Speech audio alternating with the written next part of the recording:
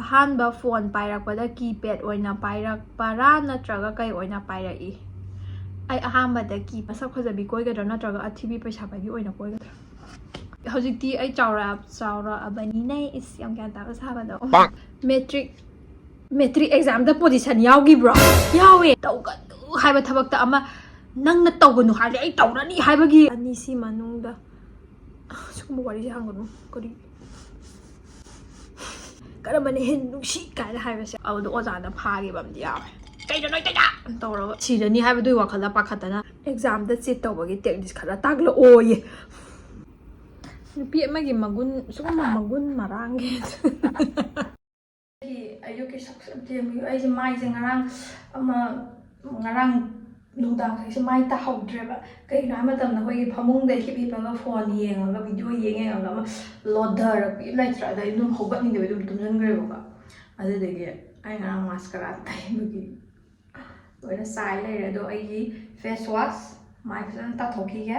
ꯑꯩꯒꯤꯗꯤ always CureSkin ꯁꯤꯒꯤ face wash ꯑꯅꯝꯕ ꯃꯇꯝꯗ ꯁꯤ ꯑꯗꯨꯝ ꯁꯤꯖꯤꯟꯅꯩꯌꯦꯕꯀꯣ.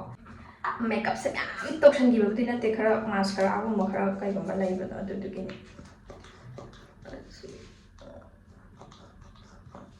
CureSkinꯒꯤ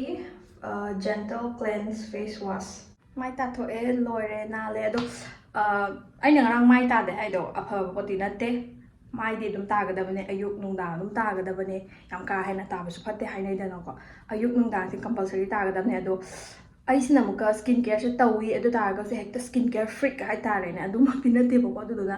ꯑꯩꯗꯤ ꯇꯨꯝꯅꯤꯡꯕꯅ ꯍꯦꯟꯅ ꯉꯝꯈꯤꯕꯗꯣ. ꯑꯩꯗꯤ ꯇꯨꯝ ꯌꯥꯝ ꯄꯥꯝꯖꯩꯕ. ꯑꯗꯨ ꯇꯨꯝꯅꯤꯡꯕꯅ ꯉꯝꯈꯤꯕꯩꯅꯦ. ꯑꯗꯨꯅꯦ. ꯑꯗꯣ ꯑꯗꯨꯝ ꯁꯝꯇꯥꯏꯝꯁ ꯑꯗꯨꯝ ꯃꯌꯥꯝꯁꯨ ꯑꯗꯨꯝ ꯌꯥꯎꯔꯝꯅꯤꯗ. ꯌꯥꯝꯅ ꯋꯥꯔꯀꯥꯟꯗꯒ ꯇꯨꯝꯅꯤꯡꯕꯅ ꯍꯦꯟꯅ ꯑꯗꯨꯝ ꯇꯥꯔꯣꯏꯒꯦꯗ ꯀꯥꯏꯅ ꯑꯗꯨꯝ ꯊꯣꯛꯈꯤꯕꯀꯣ ꯌꯥꯎꯋꯦꯗꯅꯀꯣ ꯃꯔꯛꯇ. ꯑꯩꯁꯨ ꯇꯥꯏꯅ ꯃꯔꯛꯇꯅꯦ. ꯑꯗꯨꯝꯗꯤ ꯇꯥꯒꯗꯕꯅꯦ. ꯑꯗꯣ ꯃꯔꯛꯇ ꯑꯃꯨꯔꯛ ꯑꯅꯤꯔꯛ ꯁꯣꯏꯕ ꯍꯥꯏꯕꯁꯤꯗꯤ ꯁꯣꯏꯕꯅꯤ. ꯑꯣꯏꯖꯔꯁꯅꯨ ꯌꯥꯔꯦ. ꯑꯗꯣ ꯍꯧꯖꯤꯛ ꯉꯔꯥꯡ ꯑꯩ ꯇꯥꯍꯧꯗ꯭ꯔꯕꯅꯤꯅ ꯉꯁꯤ ꯑꯩ ꯐꯖꯅ ꯁ꯭ꯀꯤꯟ ꯀꯦꯌꯔ ꯇꯧꯕ ꯑꯃ ꯗꯔꯀꯥꯔ ꯇꯥꯏ ꯅꯠꯇ꯭ꯔꯥ. ꯑꯗꯣ ꯑꯩ ꯍꯧꯖꯤꯛ ꯇꯣꯅꯔ ꯀꯩꯀꯩ ꯇꯩꯈꯤꯒꯦ. Toner serum ꯇꯩꯈꯤꯒꯦ. ꯑꯗꯨꯗꯨꯒ ꯃꯈꯥ ꯇꯥꯕ CureSkinꯒꯤ ꯎꯠꯆꯔꯛꯀꯦ. ꯑꯗꯣ ꯑꯍꯥꯟꯕꯗ ꯑꯩ ꯇꯣꯅꯔ ꯈꯤꯇꯪ ꯆꯥꯏꯖꯈꯤꯒꯦꯀꯣ. ꯑꯩꯒꯤ ꯁꯤꯔꯝ ꯁꯤꯖꯤꯟꯅꯖꯒꯦ. ꯃꯣꯏ CureSkinꯗꯁꯨ ꯁꯤꯔꯝ ꯀꯩꯀꯩ ꯌꯥꯎꯕꯅꯦ. ꯑꯗꯣ ꯑꯩꯒꯤ ꯀꯤꯠꯁꯤꯗꯗꯤ ꯌꯥꯎꯔꯛꯇꯕ ꯍꯥꯏꯇꯥꯔꯦ. ꯑꯗꯨꯗꯨꯒꯤ ꯑꯩꯒꯤ ꯇꯣꯉꯥꯟꯕꯅꯦ ꯁꯤꯁꯤꯅ. ꯑꯗꯣ ꯁꯤꯁꯤꯅ ꯑꯩꯒꯤ ꯇꯣꯉꯥꯟꯕꯅꯦꯕꯀꯣ.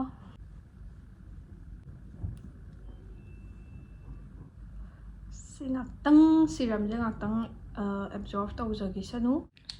ネꯛꯁꯇ CureSkinꯒꯤ ꯔꯤꯁꯇ꯭ꯔꯛꯆꯔ ꯀ꯭ꯔꯤꯝ. ꯑꯩ ꯁꯤꯁꯦ ꯂꯣꯏꯗꯣꯔꯕꯅꯦ. ꯑꯃꯨꯛ ꯑꯅꯧꯕ ꯑꯣꯔꯗꯔ ꯇꯧꯗꯣꯏꯅꯦ. ꯍꯥꯏꯗꯤ ꯌꯥꯝ ꯌꯥꯡꯈ꯭ꯔꯦꯕ ꯂꯣꯏꯗꯣꯔꯦꯕ. ꯑꯗꯣ CureSkinꯒꯤ ꯃꯇꯥꯡꯗ ꯑꯩꯅ ꯑꯦꯛꯁꯄ꯭ꯂꯦꯟ ꯇꯧꯕꯗꯣ ꯑꯗꯨꯝ ꯇꯧꯗꯨꯅꯁꯨ ꯂꯥꯛꯑꯦ. ꯑꯗꯣ ꯃꯌꯥꯝꯁꯨ ꯑꯗꯨꯝ ꯈꯪꯉꯝꯃꯅꯤ ꯍꯥꯏꯇꯥꯔꯦꯀꯣ. ꯑꯗꯨꯗꯨꯅ ꯁꯤꯗꯗꯤ ꯑꯦꯛꯁꯄ꯭ꯂꯦꯟ ꯇꯧꯖꯔꯔꯣꯏꯒꯦ. ꯑꯗꯣ ꯑꯅꯧꯕ ꯌꯦꯡꯕ ꯑꯣꯏꯇꯥꯔꯒꯗꯤ ꯃꯥꯏ CureSkinꯁꯦ ꯀꯃꯥꯏꯅ ꯇꯧꯖꯥꯠꯅꯣ ꯍꯥꯏꯅ ꯈꯪꯅꯤꯡꯕ ꯑꯣꯏꯔꯒꯗꯤ ꯑꯩ ꯄ꯭ꯔꯤꯚꯤꯌꯁ ꯚꯤꯗꯤꯑꯣꯒꯤ ꯑꯩꯅ ꯐꯖꯅ ꯑꯦꯛꯁꯄ꯭ꯂꯦꯟ ꯇꯧꯕ ꯚꯤꯗꯤꯑꯣꯗꯣ ꯑꯗꯨꯗꯨꯒꯤ ꯂꯤꯡꯛꯇꯣ ꯑꯩ ꯗꯦꯁꯀ꯭ꯔꯤꯞꯁꯟꯗ ꯍꯥꯞꯆꯔꯝꯒꯦ. ꯑꯗꯨꯝ ꯍꯥꯏꯃꯟꯗꯅꯁꯨ ꯃꯌꯥꯝ ꯆꯤꯟꯐꯥ ꯄꯨꯔꯝꯃꯅꯤꯕ. ꯑꯩ ꯄꯨꯁꯜꯂꯛꯄꯗꯪ ꯅꯠꯇꯅ ꯃꯌꯥꯝꯁꯨ ꯑꯗꯨꯝ ꯄꯨꯔꯝꯃꯅꯤꯕ. ꯑꯗꯣ ꯁꯤꯁꯤꯅ ꯁꯨꯗꯤꯡ ꯍꯥꯏꯗ꯭ꯔꯥ ꯖꯦꯜ.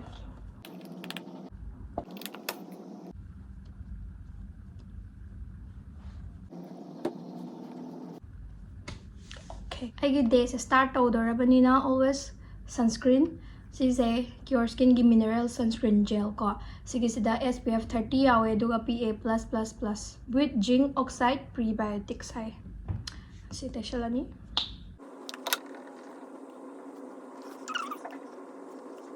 ꯑꯍꯥꯟꯕ ꯉꯥꯛꯇꯪ ꯇꯩꯔꯤꯉꯩꯒꯤꯗꯤ ꯈꯤꯇꯪ ꯉꯧꯊꯣꯛꯇ꯭ꯔꯥ. ꯑꯗꯣ ꯈꯪꯍꯧꯗꯕꯅꯦꯕ. ꯉꯥꯛꯇꯪ ꯈꯛꯅꯦꯕ ꯉꯧꯔꯤꯁꯦ. ꯑꯗꯣ ꯉꯛꯁꯝꯗꯁꯨ ꯇꯩꯁꯟꯕꯤꯌꯣ. ꯉꯛꯁꯝꯁꯨ ꯑꯩꯈꯣꯏ ꯑꯗꯨꯝ ꯅꯨꯡꯁꯥꯗ ꯊꯦꯡꯗꯣꯔꯤꯕꯅꯤꯅ. ꯍꯥꯏꯅꯦꯛ ꯂꯤꯠꯂꯀꯥꯟꯗꯗꯤ ꯈꯪꯗ꯭ꯔꯦꯀꯣ. ꯍꯥꯏꯅꯦꯛ ꯂꯤꯠꯇꯕ ꯃꯇꯝꯗꯗꯤ ꯅꯨꯡꯁꯥꯗ ꯑꯦꯛꯁꯄꯣꯖ ꯇꯧꯒꯗꯕ ꯖꯒꯥꯁꯤꯡꯗ ꯂꯣꯏꯅ ꯌꯥꯁꯤꯡꯗꯣ ꯌꯣꯛꯁꯟꯕꯤꯕ. ꯑꯗꯣ ꯁꯤꯅ ꯑꯩꯒꯤ CureSkinꯒꯤ ꯑꯩꯒꯤ ꯃꯣꯔꯅꯤꯡ ꯁ꯭ꯀꯤꯟ ꯀꯦꯌꯔ ꯔꯨꯇꯤꯟ. ꯑꯗꯣ ꯃꯌꯥꯝꯅ ꯏꯟꯇꯔꯦꯁ ꯂꯩꯕꯤꯅꯤꯡꯕ ꯇꯥꯔꯒꯗꯤ ꯑꯩ ꯗꯦꯁꯀ꯭ꯔꯤꯞꯁꯟꯗ ꯂꯣꯏꯅ ꯂꯤꯡꯛ ꯍꯥꯞꯆꯔꯕꯅꯦ. ꯑꯗꯨꯝ ꯆꯪꯉꯒ ꯑꯗꯨꯝ ꯑꯣꯔꯗꯔ ꯇꯧꯕꯤꯌꯣ. ꯑꯗꯨꯗꯨꯒ ꯑꯩꯒꯤ ꯀꯨꯄꯟ ꯀꯣꯗꯁꯤꯁꯨ ꯌꯨꯁ ꯇꯧꯕꯤꯌꯣ ꯗꯤꯁꯀꯥꯎꯟꯁꯦ ꯐꯪꯅꯕꯒꯤꯗꯃꯛꯇꯀꯣ. ꯑꯗꯨꯅꯦ. ꯑꯗꯣ ꯑꯩꯒꯤ ꯗꯦꯁꯦ ꯁ꯭ꯇꯥꯔꯠ ꯇꯧꯔꯒꯦ. ꯑꯗꯨꯗꯨꯒ ꯍꯣꯔꯦꯟ ꯑꯩꯅ ꯀ꯭ꯋꯦꯁꯟ ꯈꯔ ꯈꯨꯝꯖꯔꯛꯑꯒꯦ. ꯃꯃꯥꯡꯒꯤ ꯑꯩꯒꯤ Q&Aꯒꯤ ꯀ꯭ꯋꯦꯁꯟꯁꯤꯡꯗ ꯑꯃꯨꯛ ꯍꯪꯕꯤꯔꯛꯄ ꯀ꯭ꯋꯦꯁꯟ ꯃꯈꯩꯗꯣ ꯑꯩ ꯈꯨꯝꯖꯔꯛꯑꯒꯦ. ꯃꯊꯪꯒꯤ ꯀ꯭ꯂꯤꯞꯇ Q&A ꯇꯧꯕꯒꯤ ꯎꯠꯆꯔꯛꯑꯒꯦ. ꯑꯩꯅ ꯉꯁꯥꯏꯗ ꯇꯩꯗꯤ ꯁꯤꯒꯤꯁꯦ ꯁ꯭ꯋꯤꯠ ꯄꯣꯇꯦꯇꯣꯅꯦꯕꯀꯣ ꯁ꯭ꯋꯤꯠ ꯄꯣꯇꯦꯇꯣ ꯌꯥꯝ ꯄꯥꯝꯖꯩꯕ ꯑꯩꯗꯤ ꯑꯗꯣ ꯁ꯭ꯋꯤꯠ ꯄꯣꯇꯦꯇꯣꯁꯦ ꯐꯖꯅ ꯍꯥꯟꯅ ꯁ꯭ꯇꯤꯝ ꯇꯧꯔꯦ ꯃꯨꯜꯂꯦ ꯍꯥꯏꯔꯀꯥꯟꯗ ꯃꯌꯥꯏꯁꯦ ꯈꯥꯏꯗꯣꯛꯑꯦ ꯑꯗꯨꯗꯨꯒ ꯈꯤꯇꯪ ꯅꯝꯈꯥꯏꯒꯦ ꯑꯩ ꯐꯣꯟ ꯄꯥꯏꯔ ꯇꯧꯋꯦ ꯉꯥꯎꯔꯦ ꯅꯨꯡꯉꯥꯏꯇ꯭ꯔꯦ ꯑꯗꯣ ꯁꯨꯃꯥꯏꯅ ꯈꯔ ꯅꯝꯈꯥꯏꯔꯅꯤ ꯅꯝꯈꯥꯏꯔꯒ ꯈꯪꯗꯦꯗ ꯑꯩꯁꯨ ꯑꯍꯥꯟꯕ ꯇ꯭ꯔꯥꯏ ꯇꯧꯒꯦ ꯇꯧꯕꯅꯦ ꯑꯃ ꯃꯄꯥꯟ ꯂꯝꯗꯒ ꯁꯨꯝ ꯏꯟꯇꯔꯅꯦꯠꯇ ꯀꯩꯗ ꯎꯕꯗ ꯇꯧꯕꯗꯣ ꯑꯗꯣ ꯁꯤꯁꯤꯅ ꯊꯥꯎ ꯈꯤꯇꯪ brush tꯧꯁꯜꯂꯦ ꯊꯥꯎ ꯈꯤꯇꯪ ꯇꯩꯁꯜꯂꯦ ꯑꯗꯨꯗꯨꯒ ꯃꯄꯥꯟ ꯂꯝꯗꯒ ꯁꯨꯝ ꯏꯟꯇꯔꯅꯦꯠꯇ ꯀꯩꯗ ꯎꯕꯗꯒ ꯑꯃ ꯃꯣꯏꯒꯤ ꯖꯦꯀꯦꯠ ꯄꯣꯇꯦꯇꯣ ꯍꯥꯏꯕ꯭ꯔꯥ ꯑꯗꯨꯒꯤ ꯃꯑꯣꯡꯗ ꯑꯩꯒꯤꯁꯤꯅ ꯁ꯭ꯋꯤꯠ ꯄꯣꯇꯦꯇꯣ ꯑꯣꯏꯅ ꯁꯤꯖꯤꯟꯅꯕ ꯑꯗꯣ ꯁꯤ ꯊꯨꯝ ꯈꯤꯇꯪ ꯆꯥꯏꯁꯜꯂꯒꯦ ꯑꯗꯨꯗꯨꯒ ꯑꯩꯅ ꯁꯤꯒꯤꯁꯤꯅ ꯃꯣꯖꯥꯔꯦꯂꯥ ꯆꯤꯁ ꯈꯤꯇꯪ ꯆꯤꯁ ꯄꯨꯜ ꯄꯥꯝꯕꯒꯤ ꯁꯨꯝ ꯍꯥꯞꯆꯟꯕꯅꯦꯕꯀꯣ ꯑꯗꯣ ꯑꯃꯗꯤ ꯍꯥꯞꯄꯔꯣꯏꯒꯦ ꯁꯤꯁꯦ ꯍꯥꯞꯄꯔꯣꯏꯒꯦ ꯁꯤꯁꯤꯅ ꯍꯥꯞꯄꯒ ꯑꯍꯨꯝ ꯁꯦꯝꯗꯣꯏꯅꯦ ꯑꯅꯤ ꯑꯃꯅ ꯆꯤꯁ ꯍꯥꯞꯄꯒꯦ ꯑꯃꯅ ꯁꯤ ꯍꯥꯞꯄꯔꯣꯏꯒꯦ ꯑꯗꯣ ꯁꯤꯒ ꯃꯊꯛꯁꯤꯗ ꯕ꯭ꯂꯦꯛ ꯄꯦꯄꯔ ꯈꯤꯇꯪ ꯑꯃ ꯆꯥꯏꯁꯜꯂꯒꯦ ꯑꯗꯨꯗꯨꯒ ꯉꯥꯛꯇꯪ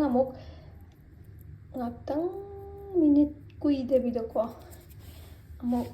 ꯑꯦꯌꯔ ꯐ꯭ꯔꯥꯏꯌꯔ ꯇꯧꯒꯦ ꯇꯧꯕꯅꯤ ꯂꯣꯏꯔꯒ ꯎꯠꯆꯔꯛꯀꯦ ꯃꯌꯥꯝ ꯂꯥꯏꯠꯁꯦ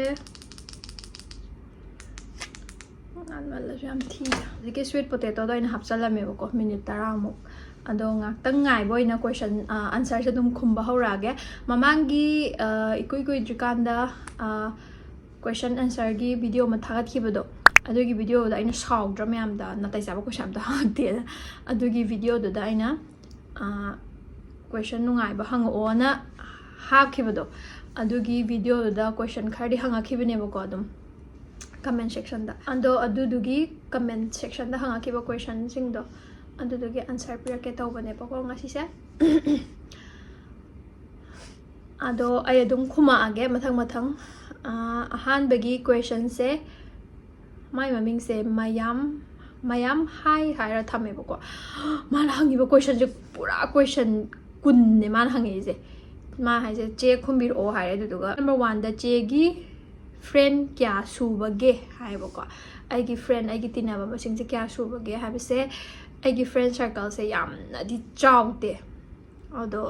hadum hajik khara sabi mapung phaglak bai ga adu matam dai di kitang sum lam nung chat pa khoba sum tawba sida ko sum khara imanabi masing khara budi hengkatle dui targa su hekta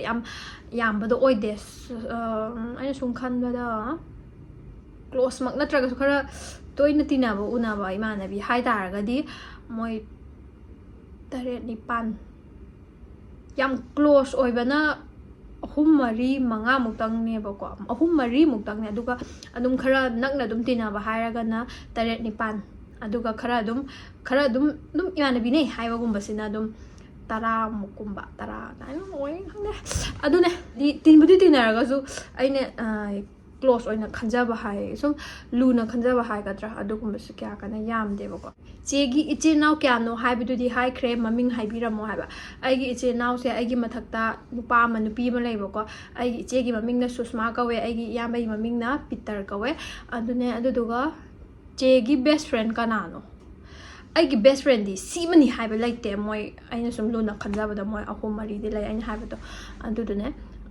che se hi kya no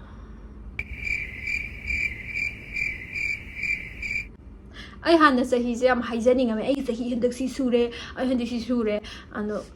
haining dra hatakte ado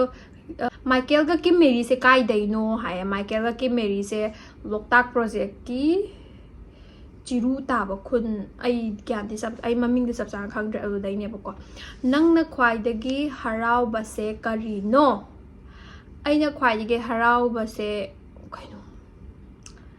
aw ba cha ba aina harawa makhandi yam leida aina harawa se dum khagi dam yam ida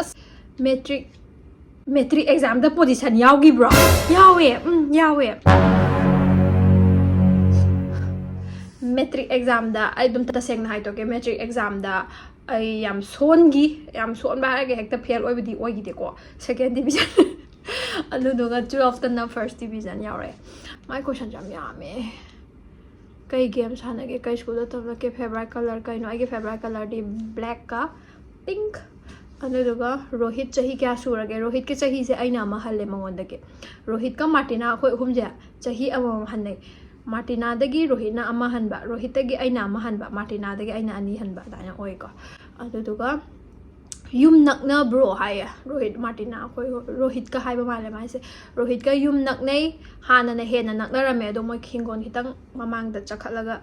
ꯌꯨꯝ ꯁꯥꯈꯤꯕꯗꯩꯗꯤ ꯅꯛꯅꯩ ꯑꯗꯨꯁꯨ ꯅꯛꯅꯩ ꯑꯗꯨ ꯑꯣꯏꯇꯥꯔꯒꯁꯨ ꯈꯤꯇꯪ ꯍꯥꯟꯅ ꯅꯛꯅꯔꯝꯕ ꯆꯥꯡꯗꯒꯤꯗꯤ ꯈꯤꯇꯪ ꯂꯥꯞꯄꯦ ꯑꯗꯣ ꯗ꯭रीम country ꯀꯔꯤ ꯑꯩꯒꯤ ꯗ꯭रीꯝ country ꯑꯩꯅ ꯆꯠꯅꯤꯡꯕꯁꯦ ꯈ꯭ꯋꯥꯏ ꯆꯠꯅꯤꯡꯕꯁꯦ ꯆꯠꯅꯤꯡꯕ ꯃꯐꯝꯕꯨꯗꯤ ꯃꯌꯥꯝ ꯂꯩꯀꯣ ꯑꯗꯨꯝ ꯑꯅꯧ ꯑꯅꯧꯕ ꯅ꯭ꯌꯨ ꯄ꯭ꯂꯦꯁ ꯅ꯭ꯌꯨ ꯀꯟꯇ꯭ꯔꯤꯒꯨꯝꯕꯗꯣ ꯏꯟꯗꯤꯌꯥꯗꯒꯤꯕꯨꯗꯤ ꯂꯥꯟꯊꯣꯛꯆꯗ꯭ꯔꯤ ꯑꯩꯁꯦ ꯑꯗꯨ ꯂꯥꯟꯊꯣꯛꯈ꯭ꯔꯦ ꯉꯥꯏꯍꯥꯛꯃꯨꯛ ꯊꯥꯏꯅ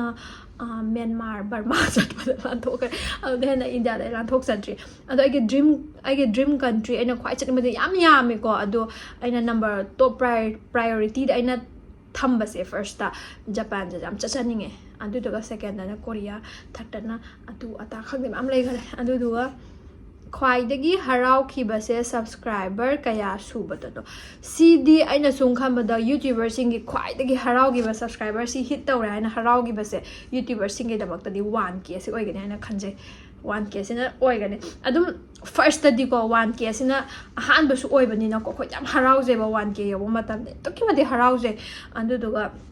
1Kꯗꯣ ꯌꯧꯈꯤꯕꯗꯩꯗꯤ ꯑꯃꯨꯛ ꯀꯌꯥ ꯑꯣꯏꯔꯦ ꯑꯗꯨꯝ 10Kꯒꯨꯝꯕ ꯑꯗꯩꯗꯤ 50K 100K ꯑꯗꯣ ꯑꯇꯣꯞꯄ ꯀꯣꯏꯁꯟ ꯑꯃꯨꯛ ꯈꯨꯝꯃꯛꯑꯒꯦ ꯄ꯭ꯔꯤꯇꯤꯁꯤ ꯑꯇꯣꯞꯄ ꯄ꯭ꯔꯤꯇꯤꯕꯨ ꯄꯥꯝꯖꯕ ꯅꯨꯄꯥ ꯑꯃꯅ ꯅꯝꯗꯅ ꯐꯥꯔꯒ ꯆꯦꯟꯕꯤꯔꯦꯅ खल्लो प्रीतिना नुसीनजरीबा नुपादुनसु चेलुरबनिना लौबा ngamlaroi खल्लो matamduda Preeti kai tawgani pharaga cheliba nupaduda dum legadra nataga yum padabi legadra pharaga lawbu nupaduda kadawai leidorige nusinariba nupasina nang chelure nang pambidre hayamina yum padabi leitame kai upalege Okay. Masak fazare do kitang di wali mandro sisu kitang crispy oidrisu kaigino si saba si di masak se kitang ga golden ga kakhala fazadro ada yari chaursi aigi sweet potato sida laijare si siawa je hana chaake ko how to male sida okay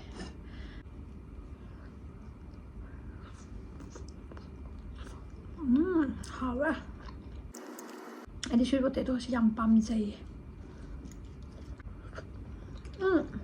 ayo si spoon si di kya kana tawdre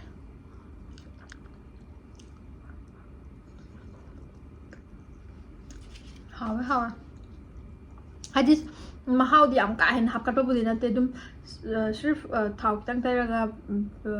black pepper thum kitang chaiba kitang hidana ado taraga kitang mahau amdi hapkatle sisina pomegranate juice ne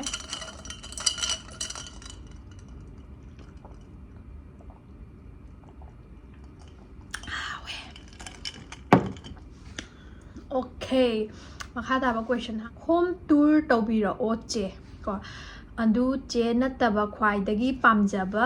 manipuri youtuber nupa ama nupi ama haibirammo full support home tour se yum kitang phajaraga na toroke ado hoi aduga aina khwaidagi pamjaba youtuber nupa nupi se adum ai youtubers anambana di dum manipur gi youtubers sing adum anambana ai moi gi video sing adum yenge ba ko ado aina ai je khara youtube moi je youtube aina hoji pamjari ba channel si di khoi gi youtuber haraga blog kumba tawba adai di mukbang kumba tawba adai di sum leidana adugumba akhoina semi ba content types sigi channel di natte ba ko ado aina am pamjaba nupi gi channel hai tar di ama ai je crime story gumba ta ba ko pa se pame ba aduduna aina nupi gi adugumba channel da aina pamjaba se Gitanjali story time in Manipuri do aduda aina am pamjai do magi every video thagala pu khudinga ida dum yeng da ba phau yaw de mayam thajaroi do yeng mane habdi magi channel-do aina dum subscribe tawraga notification on tawra thamagi dum thagalappu khudinge ngon dum thokle edana aduduna ne loina aina loina hawdu lei lo yenge to aina yengdaba amphau yawdam loi red chele jobra ai loi yeng ado nupagi hai taraga di khangda dum loi yengida loi khangda siman hena nungai haibado laiteda aduga wari yam taba nungai bagi ama hoi entertainment haiba channel da dusu crime gi story yam thagat leda nako hoi entertainment do adu stom yeng adune aduga hoji atopa question hanga age khuma age haiba si amaga chagi si cheese yaugda bi amuk chage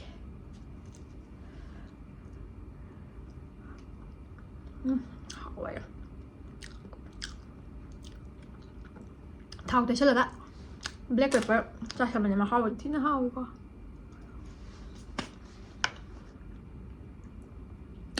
se aina hangdoi se mi na di hainaram da ba yai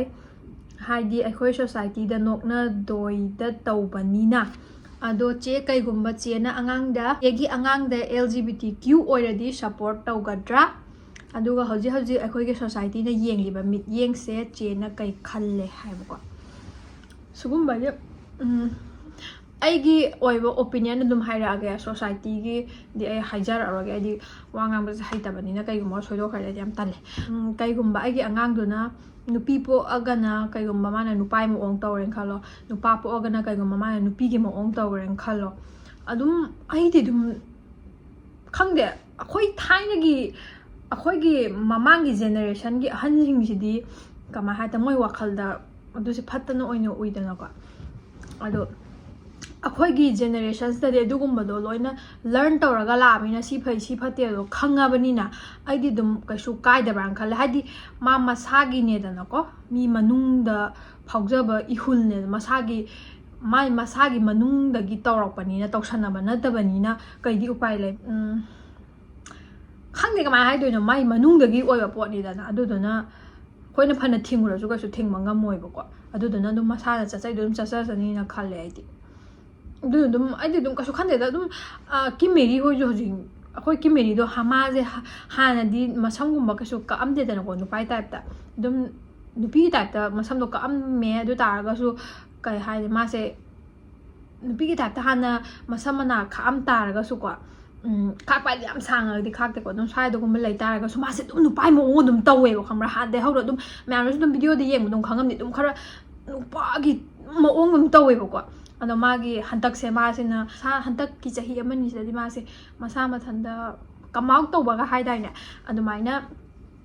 oi bangam jagi bane hai tare aduduna aina kasu scheme nang tai du kai no ko kana ai kasu habdi yeng thibo khothi bo kasu taw de adum support to bi du ne adune ado atoba question mo hanga age chegi nupa da chen hal ning ba gun se CR7 or Messi dong na phawaning bagi gun chelam do male phawa phawda ba nusina liara bana tra kaisana dikya favorite place amada favorite footballer amaga date chatlu hardi kailamda kanaga chatkani under 17 ge football world cup yengadi India ge goal chanmo kanda chegi oiba celebration kamai tawgi ge goal scorer du da crush ka thamgi ba leibro matam du da asi matam se 2017 gi si football world cup ki sida ko India na ka gi bidi laite da ko ka gi de kaisu win oigide ba ko ka gi de andu ta ga su goal score di tawki ko kagi de goal budi score tawgi dana kagi damni na kaisu celebration ektai ma harau ko na tawda te do koi gi manipur macha mana goal score tawe ga habdi harawi ko adu targa su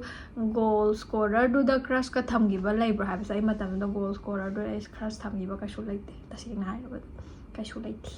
hoi lesabi masa khara di moida hekta aroi crush ka pisan gi ko matam du da ando aidi kasu dana di makti tawgi de sina sini sigi masak sina si maming kawi si masak sina si maming kawi ha ba doi chap sana kasu khangi de ba matam du da ꯀꯣꯟꯅ ꯈꯪꯕꯅꯤ Okay. Preeti ꯑꯩꯁꯦ ꯅꯪꯒꯤ ꯕꯤಗ್ ꯐꯦꯟꯅꯦ thank you ꯚꯤꯗꯤꯑꯣꯁꯦ ꯌꯦꯡꯕ ꯅꯠꯇꯦ ꯑꯩꯗꯤ ꯅꯪꯒꯤ ꯗꯥꯏꯂꯣग ꯇꯥꯔꯒ ꯅꯣꯛꯄꯗ ꯁꯤꯔꯦ ꯀꯩꯅꯣ ꯄꯣꯠ ꯑꯃ ꯃꯊꯟꯇ ꯇꯥꯔꯛꯑꯦ ꯃꯤꯍꯨꯟꯒ ꯌꯧꯋꯦ ꯆꯦꯁꯦ ꯅꯨꯄꯥ ꯑꯣꯏꯅ ꯄꯣꯛꯑꯝꯃꯦ ꯈꯜꯂꯗꯤ ꯀꯔꯝꯕ ꯅꯨꯄꯤ ꯀꯣꯏꯅꯤ ꯃꯁꯛ ꯐꯖꯕꯤ ꯀꯣꯏꯒꯗ꯭ꯔꯥ ꯅꯠꯇ꯭ꯔꯒ ꯑꯊꯤꯕꯤ ꯄꯩꯁꯥ ꯄꯥꯏꯕꯤ ꯑꯣꯏꯅ ꯀꯣꯏꯒꯗ꯭ꯔꯥ ꯑꯩꯁꯦ ꯊꯥꯏꯅ ꯑꯉꯥꯡ ꯑꯣꯏꯔꯤꯀꯥꯟꯗꯗꯤ ꯑꯩꯁꯦ ꯅꯨꯄꯥ ꯑꯣꯏꯅ ꯄꯣꯛꯑꯝꯃꯗꯤ ꯐꯅꯤ ꯅꯨꯄꯤꯗꯤ ꯊꯥ ꯈꯨꯗꯤꯡꯒꯤ ꯄꯦꯔꯠꯁꯨ ꯂꯥꯛꯏ ꯍꯥꯏ ꯑꯗꯒꯤꯗꯤ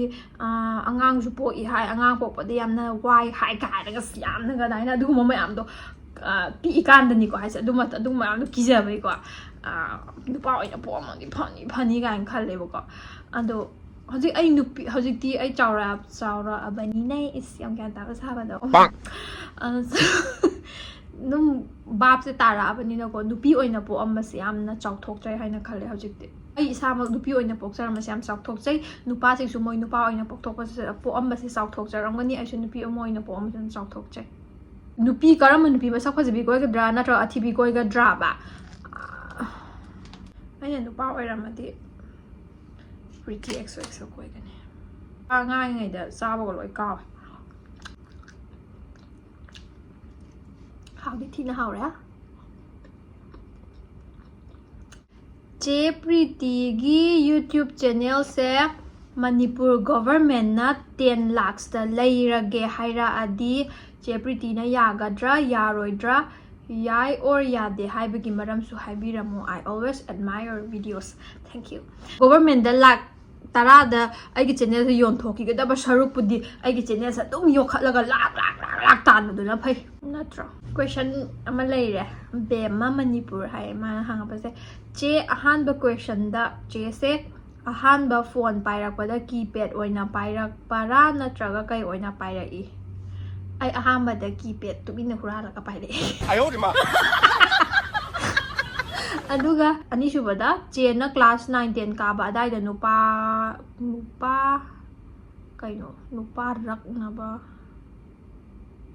ꯂꯛꯅꯕ ꯍꯥꯏꯗꯣ ꯃꯥꯜꯂꯦ ꯅꯨꯄꯥ ꯂꯛꯅꯕ ꯌꯥꯝ ꯀꯜꯂꯝꯗꯧꯁꯨ ꯃꯥꯜꯂꯦ ꯇꯧꯔꯛꯄ꯭ꯔꯥ ꯑꯩ ꯅꯨꯄꯥ ꯂꯛꯅꯖꯔꯛꯇꯦꯀꯣ ꯅꯨꯄꯥꯅ ꯂꯛꯅꯔꯛꯄꯅ ꯃꯈꯜ ꯑꯃꯅꯤ ꯑꯩꯅ ꯂꯛꯅꯖꯔꯛꯇꯦ ꯆꯦꯁꯦ ꯃꯤꯌꯥꯝꯅ ꯐꯨꯔꯝꯗꯧ ꯃꯥꯜꯂꯦ ꯃꯤ ꯌꯥꯝꯅ ꯐꯨꯔꯝꯗꯧ ꯃꯥꯜꯂꯦ ꯑꯩꯅ ꯃꯤ ꯌꯥꯝ ꯐꯨꯔꯝꯗꯧ ꯃꯥꯜꯂꯦ ꯍꯥꯏꯅ ꯃꯥꯁꯦ ꯐꯨꯋꯦ ꯃꯤ ꯌꯥꯝ ꯐꯨꯏ ꯍꯥꯏꯅ ꯅꯣꯛꯄꯗꯁꯨ ꯑꯗꯨꯝ ꯊꯥꯕꯤ ꯈꯣꯠꯄꯤꯁꯦ ꯌꯥꯝ ꯀꯜꯂꯦ ꯑꯗꯨꯗꯨꯒ ꯈꯪꯗꯦꯗ ꯑꯉꯥꯡꯒꯁꯦ ꯑꯩꯈꯣꯏ ꯗꯨꯝꯗꯨꯝꯒꯁꯦ ꯃꯔꯛꯇ ꯑꯩꯅ ꯐꯨꯗꯠꯄꯗꯤ ꯌꯥꯎꯕꯅꯦ ꯂꯝ ꯍꯦꯟꯕꯒꯤ ꯑꯃ ꯇꯧꯒꯅꯨ ꯍꯥꯏꯕ ꯊꯕꯛꯇ ꯑꯃ ꯅꯪꯅ ꯇꯧꯒꯅꯨ ꯍꯥꯏꯔꯗꯤ ꯑꯩ ꯇꯧꯔꯅꯤ ꯍꯥꯏꯕꯒꯤ ꯑꯃ ꯂꯩꯇ꯭ꯔꯣ ꯑꯉꯥꯡꯒꯤ ꯑꯗꯨꯗꯅꯤꯁꯦ ꯁ꯭ꯀꯨल लाइफꯇ लेटर थानरꯛꯄ꯭ꯔꯣ ꯑꯣꯖꯥꯅꯒ ꯐꯥꯔꯒ ꯐꯨꯈꯤꯕ ꯑꯩ ꯋꯥꯔꯤ ꯑꯃ ꯅꯤꯡꯖꯪꯉꯦ ꯑꯩꯅ ꯀ꯭ꯂꯥꯁ 10 ꯇꯝꯃꯤꯀꯥꯟꯗ ꯅꯨꯄꯥ ꯏꯃꯥꯟꯅꯕꯅꯦꯕ ꯑꯗꯨꯝ ꯀꯩꯅꯣꯝꯃꯒ ꯏꯔꯒ ꯁꯥꯏꯅꯒ ꯆꯦꯒ ꯊꯣꯡꯉꯛꯄꯤ ꯑꯃ ꯂꯩꯇ꯭ꯔꯣ ꯑꯗꯨꯗꯣ ꯑꯣꯖꯥꯅ ꯐꯥꯈꯤꯕ ꯑꯃꯗꯤ ꯌꯥꯎꯋꯦ ꯀꯩꯅꯣ ꯅꯣꯏ ꯇꯩꯗ ꯇꯧꯔꯒ ꯑꯩꯒꯤ ꯁꯤꯁꯨ ꯂꯣꯏꯗꯣꯔꯦ ꯁꯤ ꯆꯤꯁ ꯍꯥꯞꯇꯕꯁꯤꯅ ꯌꯥꯝ ꯍꯦꯟꯅ ꯍꯥꯎꯋꯤꯗ ꯃꯍꯥꯎꯗꯣ ꯊꯨꯝꯒ ꯕ꯭ꯂꯦꯛ ꯄꯦꯄꯔꯒꯤ ꯃꯍꯥꯎꯗꯣ ꯌꯥꯝ ꯐꯖꯅ ꯄꯤꯔꯒ ꯌꯥꯝ ꯊꯤꯅ ꯍꯦꯟꯅ ꯍꯥꯎꯕ ꯆꯤꯁ ꯍꯥꯞꯄꯨꯔ ꯍꯌꯦꯡꯗꯩ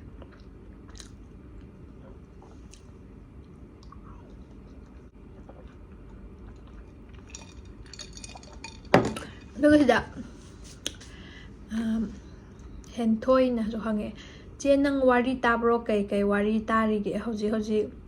ꯑꯗꯨꯒ ꯀꯩ ꯆꯦꯅꯦꯜꯒꯤ ꯋꯥꯔꯤꯅ ꯍꯦꯟꯅ ꯇꯥꯒꯦ ꯁꯤꯁꯦ ꯑꯩꯅ ꯉꯁꯥꯏꯁꯨ ꯍꯥꯏꯈ꯭ꯔꯦꯗꯅꯀꯣ ꯆꯦꯅꯦꯜ ꯑꯅꯤꯗꯣ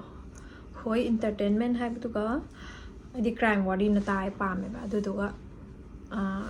ꯒꯤꯇꯥꯟꯖꯂꯤ ꯁ꯭ꯇꯣꯔꯤ ꯇꯥꯏꯝ ꯃꯥꯒꯤ ꯋꯥꯔꯤꯁꯤꯡꯗꯨꯁꯨ ꯅꯨꯡꯉꯥꯏꯗꯅ ꯂꯣꯏꯅ ꯇꯝꯅꯕ ꯍꯣꯔꯔꯒꯤꯕꯨ ꯑꯣꯏꯔꯣ ꯑꯗꯩꯗꯤ ꯁꯦꯔꯤꯌꯦꯜ ꯀꯤꯂꯔ ꯃꯤ ꯍꯥꯠꯄ ꯈꯣꯠꯄ ꯅꯨꯄꯥꯅ ꯅꯨꯄꯤ ꯍꯥꯠꯄ ꯑꯗꯒꯤꯗꯤ ꯃꯤ ꯃꯥꯡꯈꯤꯕꯒꯤ ꯈꯣꯠꯈꯤꯕ ꯋꯥꯔꯤ ꯃꯌꯥꯝꯗꯣ ꯌꯥꯝ ꯅꯨꯡꯉꯥꯏ ꯑꯗꯨꯗꯨꯒ ꯀꯣꯔꯤꯌꯟ ꯅꯨꯄꯤ ꯑꯃ ꯂꯩꯕꯅꯦꯕ ꯁ꯭ꯇꯦꯐꯥꯅꯤ ꯁꯨ ꯍꯥꯏꯅ ꯑꯃ ꯂꯩꯕꯅꯦꯕꯀꯣ ꯃꯥꯒꯤ ꯆꯦꯅꯦꯜ ꯑꯃ ꯂꯩꯕꯅꯦꯕ ꯀꯩꯅꯣ ꯑꯗꯨꯒꯨꯝꯕꯒꯤ ꯋꯥꯔꯤ ꯂꯤꯕꯒꯤ ꯔꯣꯇꯟ ꯃꯦꯡꯒꯣ ꯀꯧꯕꯅꯦꯕ ꯑꯗꯨꯁꯨ ꯌꯥꯝ ꯅꯨꯡꯉꯥꯏꯕꯅꯦ ꯑꯩ ꯑꯗꯨꯝ ꯇꯥꯏ ꯃꯥꯒꯤ ꯋꯥꯔꯤ ꯈꯨꯂꯤꯗꯣ ꯀꯩ ꯍꯥꯏꯇꯥꯔꯦ ꯏꯟ ꯗꯤꯇꯦꯜꯁꯇ ꯌꯥꯝ ꯐꯖꯅ ꯂꯤꯕꯗꯣ ꯈꯪꯕ꯭ꯔꯥ ꯇꯥꯕ ꯅꯨꯡꯉꯥꯏꯕꯅꯦ ꯑꯗꯨꯗꯨꯒ ꯃꯣꯏꯗꯤ ꯏꯪꯂꯤꯁꯇꯁꯨ ꯉꯥꯡꯕꯅꯤꯅ ꯑꯩꯈꯣꯏꯗꯁꯨ ꯏꯪꯂꯤꯁꯇꯣ ꯍꯩꯖꯗꯕꯅꯤꯅ ꯑꯩꯈꯣꯏꯗꯤ ꯈꯔ ꯍꯦꯟꯅ ꯃꯣꯏꯗꯒꯤ knowledge oidana ko dum khoina su dum learn tawba ngamedana anaina kasu kanai haidai dum wari ta apse dum mai chena dum tai karigumba nangse luhonge nupa leire haina khallasi khudong thiba thawdo amata nangi nupa ka nangbu hek pokjaba imaga anisi manungda sukuma wari se hangonu kari akoigi life partner ga akoigi family akoigi parents ka gi manungda khallu kana haibase karamane hen nungshi kana haibase khunungshi animak nungshi tongale Pretty nangi nasada khwaidagi pamjaba magun se kaino aige khwaidagi isada pamjaba magun se kaino chabaro as khujinjune pus matara kelar aigi magun yam hainadi mi mada hango ai thai tan haiba hainadi yam exam da sit tawbagi technique khara tagla oye je fit kayang wange amuktang haibiramo aise aigi height se wang ba mi nate aise pik pasu nate sang amadi oi kadra sang khangdine 5'3" smaina wange bako mi masada khara hen ba adum wang basu nataba adune aise What is the most expensive thing in the world, but it's neither a car or watch or a necklace? Expensive thing oy badi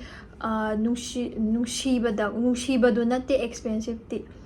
nungshibada loyalty amasung respect isina khwaidagi expensive oy aduduga ahum subadana nungshiba lakani yes warido Tina haure